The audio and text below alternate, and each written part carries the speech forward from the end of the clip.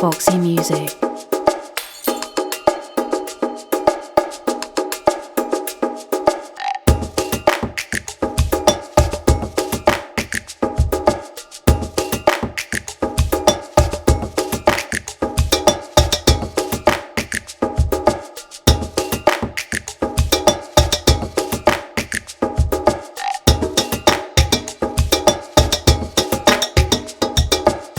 Bonjour à tous, nous sommes Bee et Shiner comme vous le savez très bien. Aujourd'hui nous nous retrouvons pour une nouvelle émission, un nouveau thème, une nouvelle thématique. Et aujourd'hui je ne suis pas seule, je suis accompagnée d'une belle dame qui va bien évidemment se présenter. Bonjour madame. Bonjour. Comment vous appelez? Moi c'est Lydia, Pacifique Moadi. Je suis entrepreneur, je travaille principalement dans le domaine du marketing numérique. Et en même temps, je travaille en administration, j'épaule les entreprises. Merci beaucoup. Alors, aujourd'hui, nous avons un thème assez intéressant. Et compte tenu de ce qui se passe et tout ce que c'est dit, nous nous sommes dit, mais aujourd'hui, on utilise le digital, aujourd'hui, on utilise le numérique, aujourd'hui, on utilise le téléphone. Mais qu'est-ce qui est réellement le digital? C'est quoi le numérique? Bon, on en parle aujourd'hui, mais madame, comment vous pouvez nous définir? C'est quoi le numérique pour vous? Parce qu'on a entendu dire que vous êtes dans le domaine. Dans le marketing numérique. En tout cas, pour moi, les numériques, pour faire simple, c'est le rapport qu'il y a entre l'homme et la machine. Donc, le numérique, c'est un écosystème. Et dans les numériques, il y a plusieurs outils. Il y a par exemple les réseaux sociaux, les sites internet, les applications mobiles, les référencements locaux. Donc, les numériques, pour moi, c'est un écosystème et ça met en relation l'homme et la machine. Le numérique, c'est un écosystème qui met en relation l'homme et la machine. Mais comment ce numérique peut apporter un plus dans la vie d'une femme? Aujourd'hui, on parle des femmes entrepreneurs, on parle des femmes battantes. Mais comment une femme, le numérique apporte un plus dans sa vie? Comment le numérique apporte un plus dans la vie d'une femme? Aujourd'hui, c'est beaucoup plus facile. Je parle par exemple de cet outil, les réseaux sociaux par exemple. C'est beaucoup plus facile pour une femme de créer son compte professionnel, de vendre ses services. Alors que ça peut être un blocage lorsque tu te présentes dans un bureau quelconque en tant que femme. Les autres vont, certains hommes, les pervers bien sûr, vont chercher à abuser de toi. Mais sur Internet, tu as la facilité, la possibilité de partager ton point de vue, de partager ce que tu penses, de vendre. Et avec les applications mobiles, les femmes peuvent développer leurs compétences et arriver à créer aussi des applications mobiles parce que le domaine des compétences, ça n'a pas de genre. C'est-à-dire que si moi aujourd'hui je suis douée en administration, douée en ce qui est rédaction de lettres, c'est pas parce que je suis femme premièrement, c'est parce que je suis un être humain et je développe cette compétence-là. Donc avec les digitales, que une femme peut développer des compétences afin de vendre ses services, afin d'être capable de créer le site internet en étant d'abord un être humain et non pas en tant que femme. Donc, et ça peut briser aussi certains stéréotypes qu'on a dans la société, ce qu'une femme peut qu'être secrétaire, alors qu'aujourd'hui on voit aussi des hommes qui font du secrétariat. Et avec le digital, ça montre que les femmes aussi peuvent intervenir dans le domaine de code et être capable de faire plein de choses. Donc le digital n'est pas que les réseaux sociaux, parce que c'est ça aussi le problème aujourd'hui.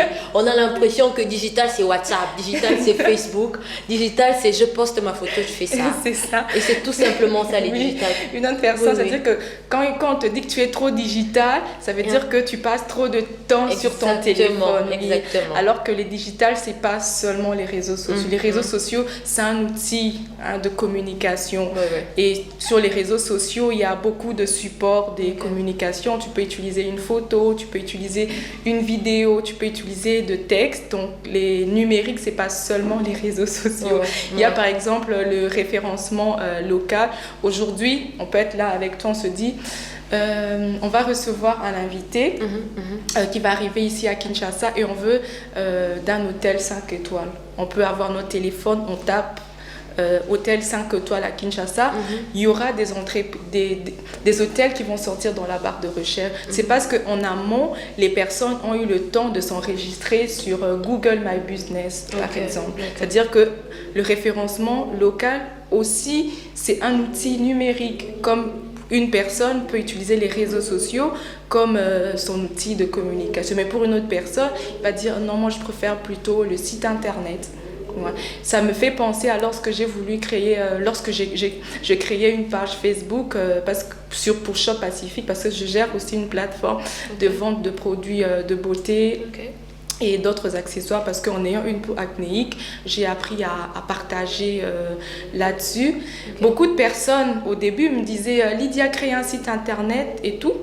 J'ai commencé par créer un site internet, mais j'ai remarqué que les personnes n'allaient pas consulter. C'est-à-dire que ce n'était pas le premier réflexe des gens. Est-ce que tu as un site internet? Ce n'était pas le premier réflexe des gens, parce que dans notre contexte, pour acheter, il suffit pour une personne d'aller chercher sur les réseaux sociaux. On n'a pas vraiment l'habitude de mettre des articles dans le panier. Mais au fur et à mesure qu'on veut s'externaliser, livrer ailleurs, la nécessité vraiment d'implémenter un site internet conforme et tout s'impose en ce moment. Ça veut dire que les réseaux sociaux seulement, comment je vais dire ça, seuls les réseaux sociaux, c'est pas ça être digital, ça dépend de tes objectifs, de ce que tu veux faire avec le numérique, c'est alors que tu vas choisir l'outil qui te convient. Ok. Et comment le digital, c'est vrai, vous le dites d'ailleurs en passant, comment le digital peut influencer la vie quotidienne d'un leader de manière générale? Comment le digital, le numérique peut arriver à influencer un leader? Comment les digitales peuvent arriver à influencer la vie d'un leader? Je vais donner l'exemple, je ne sais pas si ça se fermer. Il y a Lady Sonia, par exemple. Ok. C'est un leader, parce qu'avec leader, on voit influence. Parce que moi, j'aime toujours réfléchir dans le sens de leader, dans le sens d'influence. C'est-à-dire quelqu'un qui arrive à porter de l'influence dans la vie de, par exemple, Lady Sonia. Elle aurait pu être dans son coin, dans sa ville, dire que oui, je vais faire de bouche à oreille, parler de mon entreprise. Ça aurait pu marcher. Mais alors qu'elle est sur les réseaux sociaux, elle est sur YouTube, il y a près d'1 million de personnes qui suivent Lady Sonia. Il y a d'autres coachs qui sortent, par exemple ici à Kinshasa, on a par exemple le coach Christelle dans le domaine de la motivation, qui a su en tant que leader utiliser les réseaux sociaux comme son support de communication pour atteindre plus de personnes. Par exemple, aujourd'hui, je suis en train de parler ici de ce que je fais, de comment les numériques peuvent affecter la vie des gens. On est là. Mais une personne à Londres, par exemple, ou bien à Kasumbalé, ça même ici, pour rester dans le cadre de la RDC, peut nous suivre et être impactée, parce que nous, on a utilisé les réseaux sociaux pour dire que réveillez-vous, on a pu influencer les personnes.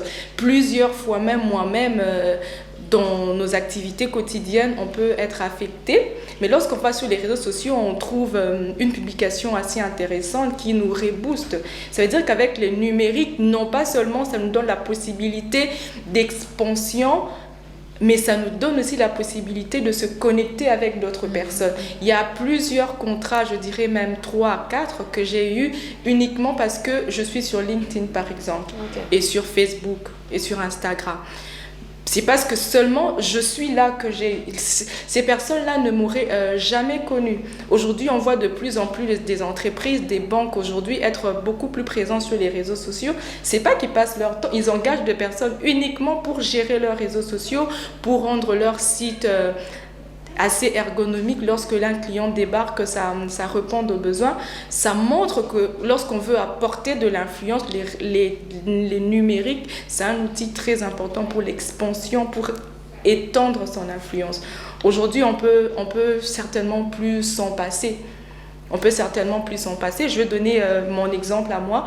J'ai voulu vendre quelque chose il y a 3 mois. J'ai vendu uniquement sur Facebook et Instagram et WhatsApp. Mais dites-nous, comment le numérique peut influencer la vie d'un leader de manière quotidienne?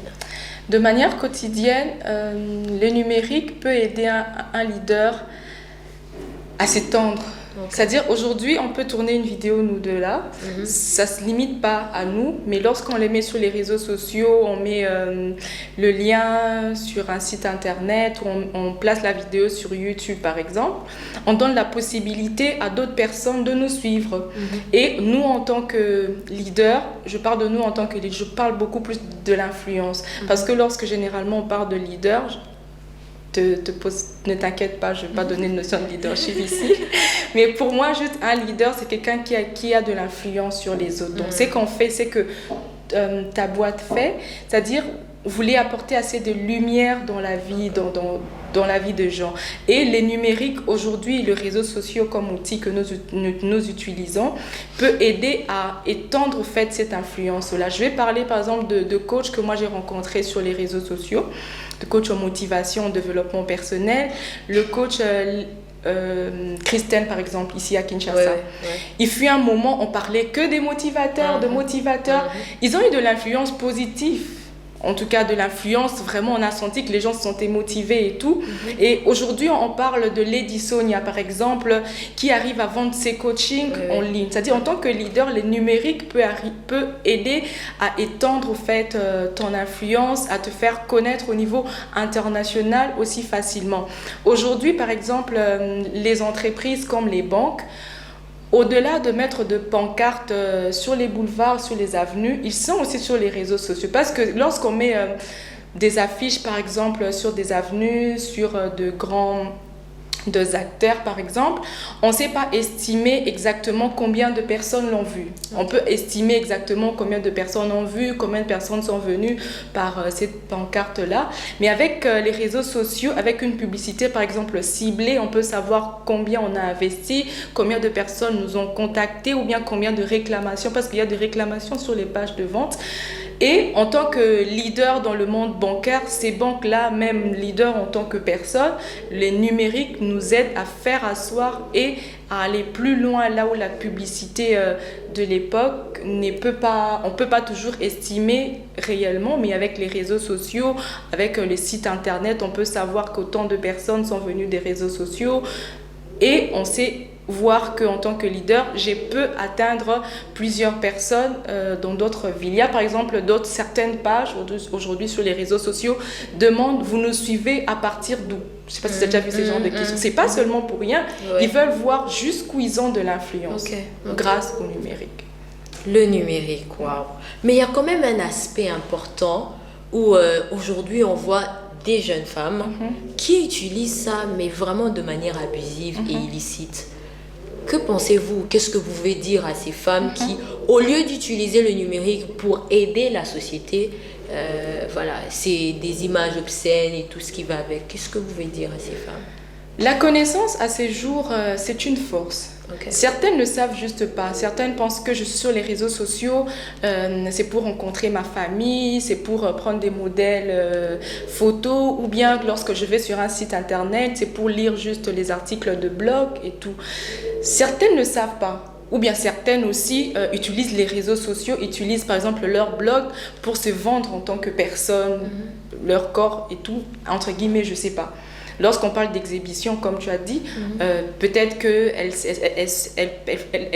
font des poses un peu pas très saines. Certaines ne savent juste pas comment utiliser les réseaux. Je vais parler beaucoup plus de réseaux sociaux parce que je travaille beaucoup plus dans ce domaine-là et c'est là qu'il y a beaucoup à boire et à manger. Parce qu'avec les sites internet, les gens les font quand même de façon assez soignée parce qu'on sait que les entreprises vont venir. Mais dans notre contexte, et je pense que même dans certains contextes aussi, les réseaux sociaux sont beaucoup plus utilisés et c'est là qu'on voit qu'il y a beaucoup plus à boire et à manger. Surtout sur Twitter, je suis allée dernièrement, j'ai vu une femme qui a dit bon dimanche, comment vous me trouvez? Enfin, une pause là, je dis bon. C'est-à-dire, des fois, on ne comprend pas pourquoi il y a Twitter et puis il y a eu des commentaires un peu. Toi, tu penses que tu veux te vendre ici? Ça dépend en fait de la connaissance. Et il faut se dire, moi je pense qu'il faut d'abord rentrer en soi-même. Il faut se dire pourquoi je vais utiliser un outil numérique. Pourquoi je vais aller sur les réseaux sociaux. Même moi-même, lorsque je suis arrivée sur Facebook, je crois en 2011, C'était juste, voilà, Facebook, hein, ouais, j'ai un nouveau téléphone, je me connecte. Et je me souviens, une fois, j'ai vu une de mes publications, j'étais vraiment en train d'abréger, j'ai repartagé ça sur mon WhatsApp. J'ai dit, à l'époque, c'était la jeunesse. C'est-à-dire qu'avant, on ne savait pas ça sert à quoi et tout. Mais aujourd'hui, si je peux parler à une Lydia qui a 10 ans, je dirais que les réseaux sociaux, Facebook, Instagram, YouTube, c'est un support de communication. Et Lydia, dis-moi pourquoi tu veux y aller. Je poserai cette question-là, tu vas dire, ah non, je pense que je peux me connecter avec ma famille. L'autre dira, non, je pense que je peux vendre. Ça dépend de ton objectif. Donc, c'est là que tu veux vendre, c'est là que tu veux juste être en contact avec les gens. Ton calendrier éditorial, ton contenu va tourner autour de ton objectif. Des fois, on voit des gens changer de thème quotidiennement. C'est parce que ils ne se sont pas encore rentrer en eux-mêmes pour se dire mais pourquoi je suis sur les réseaux sociaux, pourquoi je veux créer un site internet.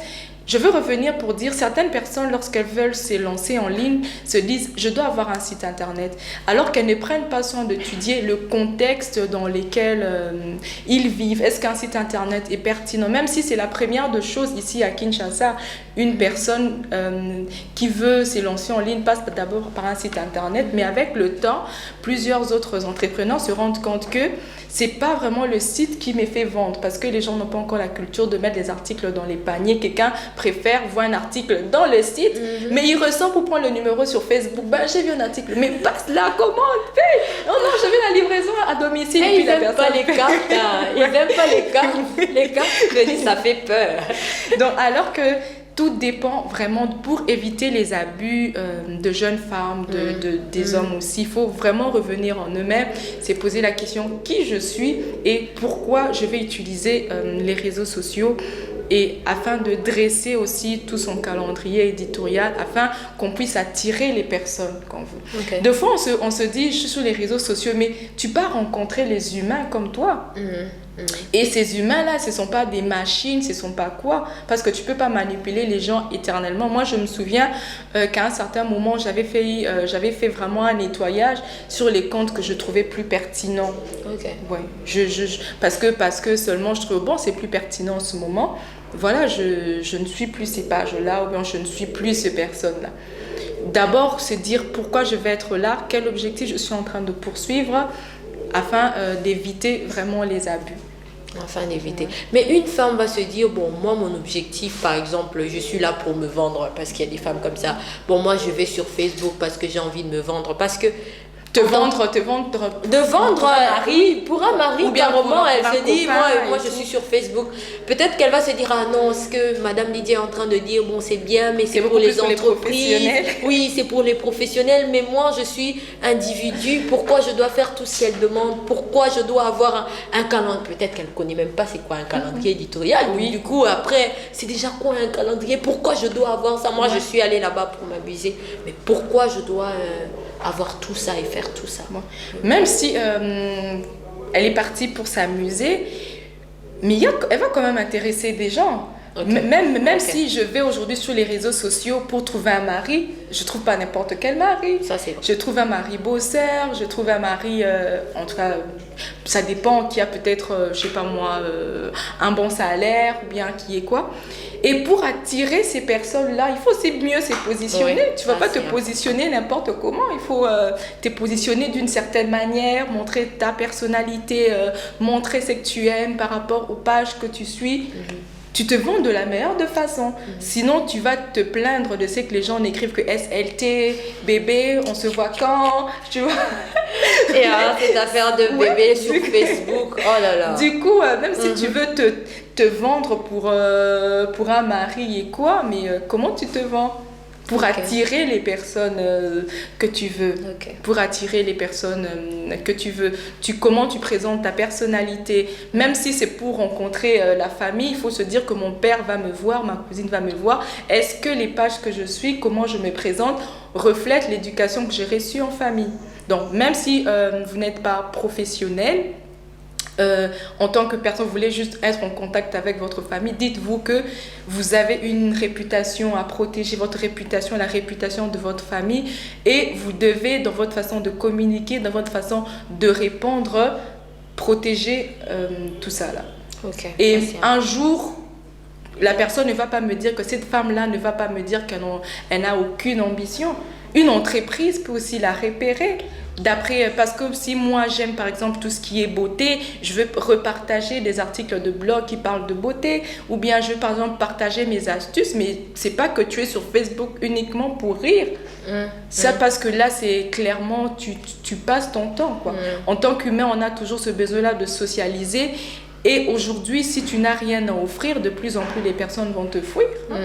Aujourd'hui, il y a tout qui c'est pas un manque d'intérêt, mais je pense que c'est un monde d'échange, quoi.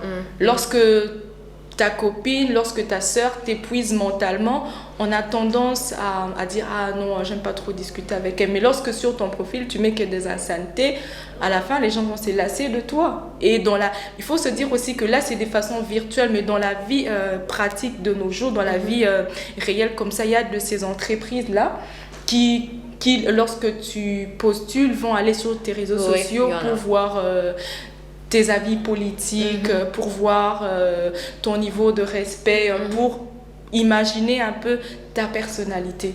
Moi, aujourd'hui, lorsque j'écris un CV, mon CV par exemple, je mets toujours mon nom LinkedIn par exemple, parce que comme je suis support en administration, je me dis une personne voudrait voir mes avis professionnels par exemple, et sur LinkedIn c'est beaucoup plus adapté. Sur Facebook, peut-être je veux partager, peut-être pour rigoler, mes habitudes quotidiennes et tout. Là, c'est pour montrer, par exemple, mes passions, pour montrer mes centres d'intérêt. Donc, selon ce que je veux, j'utilise différents réseaux sociaux de cette façon-là et même un site internet selon mes objectifs. Même si tu veux te vendre pour un mari, il faut te positionner de la bonne façon pour ne pas... attirer. Peu importe la raison, c'est important de bien se positionner, de savoir qu'est-ce que l'on va y faire. On va faire quoi sur Facebook, sur Instagram, sur LinkedIn, sur Twitter. Tu vas y faire quoi? C'est important. Parce qu'au final, aujourd'hui, les réseaux sociaux, je pense que c'est même nous seulement en Afrique, il faut encore dire au Congo, où on n'arrive toujours pas à comprendre. Parce qu'aujourd'hui, les gens, ils gagnent de l'argent. Il y a des jeunes... moi, je vais prendre cet exemple. C'est un exemple jusqu'à maintenant. Moi, ça m'exaspère. Ce jeune qui ne dit rien, mais qui gagne son argent. Il fait tout simplement ça. Et il gagne son argent. Il gagne son argent en faisant tout simplement ça. Il ne parle pas, il ne dit rien, mais il gagne son argent. Donc, je pense qu'on doit quand même aussi, au niveau de la jeunesse, c'est pas que la politique où il y a l'argent, c'est pas que... On peut toujours bien utiliser les réseaux sociaux. Et même dans ce que nous faisons, bien l'utiliser et faire en bon escient. Je crois que cet exemple peut aussi édifier quelqu'un. Moi, j'ai commencé à créer les contenus en ligne, partager mon expérience sur les marketing numériques en mars 2020. Et du coup, il y a des gens qui m'ont contacté pour me dire que mes contenus étaient vraiment très utiles pour eux. Et il y a 2 mois, 1 mois et demi, 2 mois, j'ai voulu vendre des parfums. Donc, j'avais utilisé un parfum inspiré des senteurs de parfums de marque, par exemple Sauvage de Christian Dior, en tout cas toutes les gammes de Paco Rabanne. J'ai voulu vendre ça auprès de ma cible. J'ai pas voulu aller directement mettre ça sur mes fils d'actualité. Je me suis dit non, toutes ces personnes qui ont confiance en moi, je vais leur dire regardez, vous me suivez depuis un moment, regardez, j'ai testé ce parfum, je trouve que c'est bien, ça sent frais, ça sent doux. Est-ce que ça ne vous dirait pas d'acheter? En moins de 3 semaines, j'ai vendu près de 40 parfums. Un exemple concret. Et je n'ai pas posté ça sur mes fils d'actualité. Et c'est lorsque j'ai fini mon premier stock que maintenant je commence à mettre uniquement d'abord sur les statuts. Parce que je veux gérer vraiment la croissance de façon progressive pour voir jusqu'où ça va m'emmener. C'est-à-dire qu'aujourd'hui, je pouvais juste poster, rigoler et tout, mais c'est parce que j'ai créé de contenu, les personnes, j'imagine, ont eu confiance en moi. On dit que j'étais assez crédible, pour pas dire crédible, c'est toujours bizarre de parler, j'étais assez crédible et ils ont cru au fait en ces parfums. En vendant ces parfums, avec comme argument, moi j'ai testé, Vous avez confiance en moi, testez-le. J'ai mis aussi ma confiance en jeu. Ok. Et ça marchait pour dire, aujourd'hui, peut-être si j'étais dans mon coin, parce que je suis une personne assez, pas timide, mais assez introvertie. C'est-à-dire que je suis pas vraiment, je prends pas toujours plaisir à rester là où il y a beaucoup de gens. J'aurais pas eu autant de personnes pour acheter mon parfum, parce que elle est là, elle est dans son coin, on la voit même pas. J'aurais eu difficile à aller dire aux gens achetez. Mais c'est parce qu'ils m'ont vu sur les réseaux sociaux, ils m'ont connu, ils ont eu confiance. C'est un peu ça. Merci beaucoup. Je crois qu'on va clôturer avec cette question. Comment vous pensez, Madame Lydia, que le numérique peut vraiment aider à l'émancipation? Là, on va un peu plus en particulier de la femme. Il y a une jeune femme qui nous suit, je ne sais pas ton âge, 10, 20, 30 ans, peut-être au-delà. C'est peut-être une femme qui a envie de grandir, d'évoluer, de devenir leader. Comment le numérique peut aider cette jeune femme qui nous suit? Jadis, je pense même que certains hommes pensent qu'il y a de ces compétences-là qui sont beaucoup plus réservées aux hommes, beaucoup plus les codages, on voit les sites internet, on voit les applications mobiles. Aujourd'hui, dans le cadre de l'émancipation de la femme, une femme peut se spécialiser dans la création de sites internet, peut se spécialiser dans la création des applications mobiles. C'est-à-dire que les numériques donnent une possibilité à la femme de se dire « je peux ». Aussi être actrice dans ce domaine. C'est pas que réservé aux hommes. Aujourd'hui, avec l'outil comme les réseaux sociaux par exemple, lorsque je veux gérer une page Facebook, je gère ça avec mes compétences, non pas avec un genre. Donc dans les professions qu'une femme peut faire, le numérique est venu ajouter un plus.